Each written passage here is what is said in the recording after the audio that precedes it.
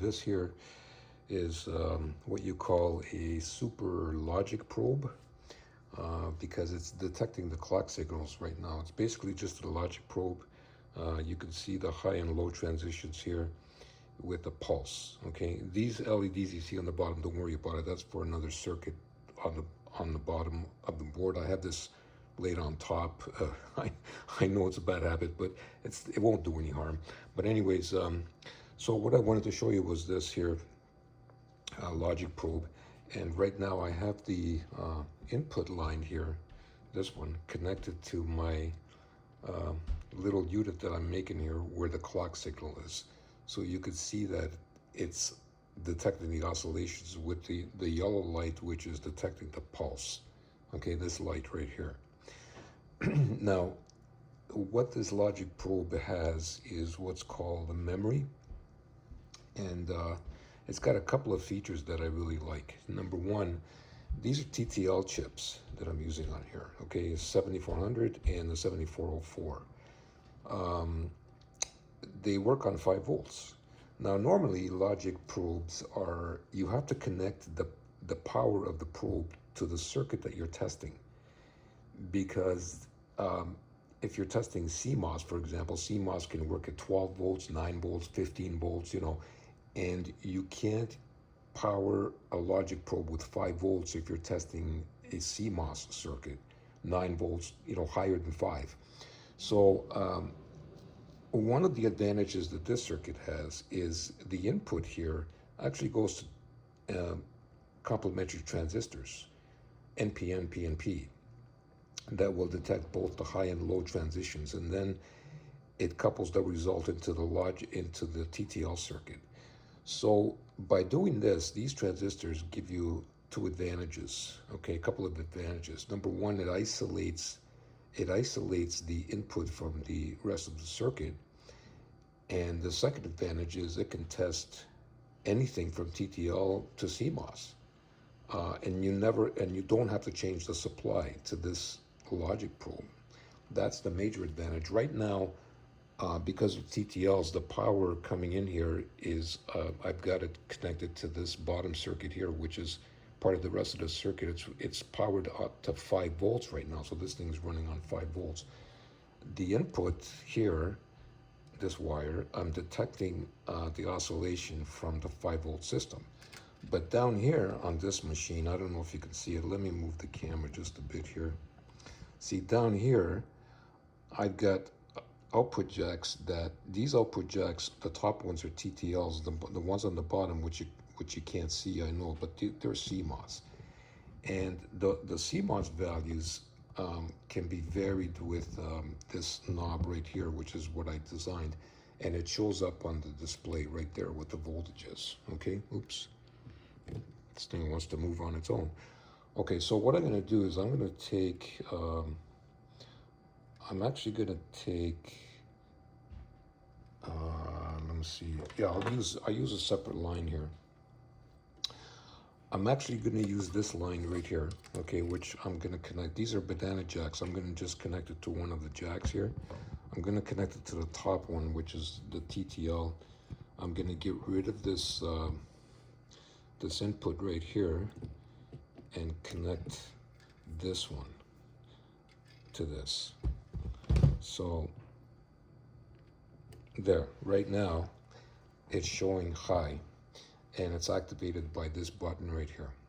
So this is a TTL level. It's the same level as the rest of the circuit. So when I push, you'll see that it detects the high-low transitions every time I push, and you'll see the pulse. You can see the pulse as well. The pulse going up in the high-low transitions, okay, every time I push the button.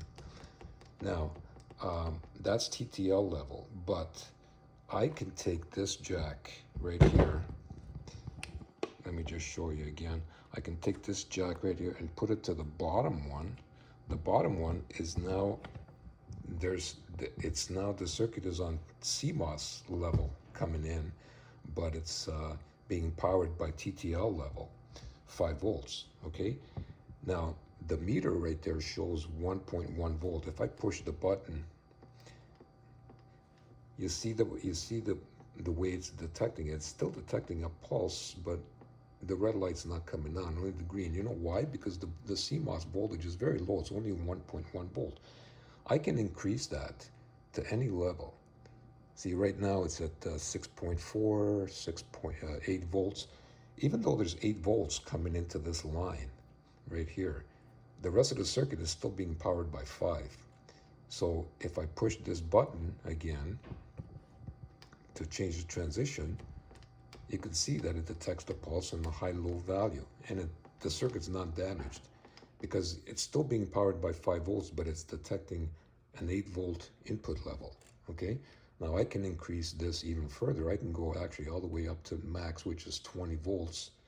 Now the input coming in here is 20 volts input, but the circuit is still being powered by 5 volts. So now I push the button and you can see it's still detecting the same. Okay, now that's the beauty of having the input isolated from the rest of the circuit with transistors driving the TTL circuits.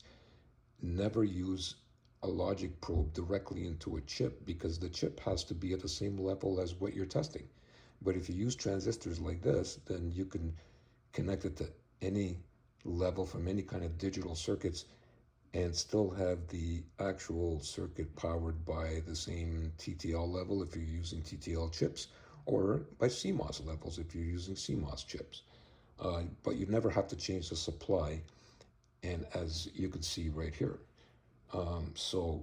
This can be constantly powered by 5 volts on a continuous basis, and you can detect any input levels you want because you have isolation right here. Now the other advantage to the circuit is it will detect problems, because if I speed up, let me connect. I'm gonna connect the clock back, which is here, this here, and okay. Now the clock is going very slow. I'm gonna speed it up here. I'm gonna speed it up. Okay, now it's going very fast, and you can see that. Forget these LEDs; they're kind of. I'm gonna cover these up for a second. Okay, you can see the clock here. It's showing the pulse light is on, the red light's on, the green light's on, but you don't really see anything going on. So you don't, at this point, when the clock is too fast, you don't really know if there's a transition going on, if it's actually oscillating between high and low, because you can't really tell. It's too fast, and even the pulse light is not blinking, so even that's hard to tell. So what this circuit has is it has what's called a memory circuit. The memory circuit is this wire right here, which right now it's on the negative rail, which is grounded. So that's normal conditions, okay? But if you remove this wire, you're opening up one of the gates to a high level. Yes, to a high level input. So what it does is it forces the system to go into what's called a memory mode, memory state, and this is what it does. When you have a fast moving clock like this that you can't tell, what's going on, and you want to make sure that the clock is not in the high impedance mode, or maybe you have shorted components, what you do is you basically can use a logic probe, but the pulse light right there will tell you if this thing is oscillating or not. So this is how it works. First of all, you remove the probe right here. Okay, so I've removed the probe.